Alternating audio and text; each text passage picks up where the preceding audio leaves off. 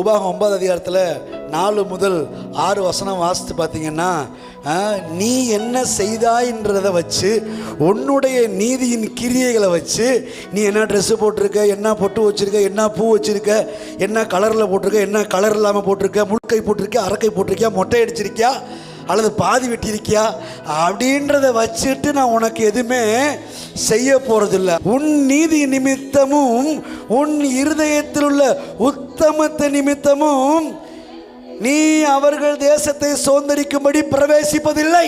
அதுக்கு பதிலாக நான் உன் மேலே அன்பு வச்சு, கைகளை தட்டி, என்ன வச்சு, கண்ணு வச்சு, காதை வச்சு, மூக்க வச்சு சொல்கிறோம்ல, அதே மாதிரி நான் உன் மேலே இந்த காலை வேளையில் கத்துறவங்க ஒருவரையும் பார்த்து சொல்கிறார், உன் மேலே அன்பு வச்சிருக்கிறேன், உன்னை நேசிக்கிறேன், உன் மேலே நான் பிரியமாக இருக்கிறேன், நீ எனக்கு பிரியமானவள், உன்னில் பழுதே இல்லை.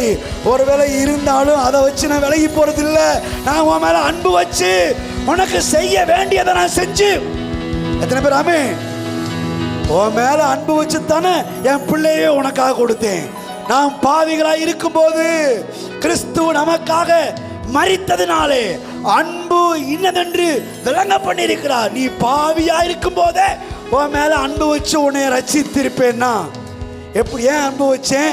உனக்கு பதிலாக என் குமாரனை சிறுவையில் அடிக்கப்படும்படி ஒப்பு கொடுத்து பாவம் இல்லாத அவரை பாவமாக்கி, சாபமாக்கி, தரித்திரமாக்கி, வியாதியாக்கி, அடித்து சித்திரவதை பண்ணி நொறுக்க சித்தமாகி, ஏன் தெரியுமா?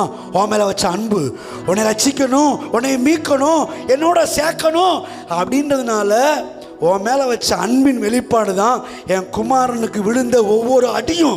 அந்த அன்புல இப்போவும் நான் குறையாம, நீ என்ன செஞ்சேன்றதை வச்சு நான் செய்யாம, மறுபடியும் நான் உன் மேலே அன்பு வச்சு உனக்கு என்ன செய்ய நினைச்சேனோ அதை செய்து முடிப்பேன்.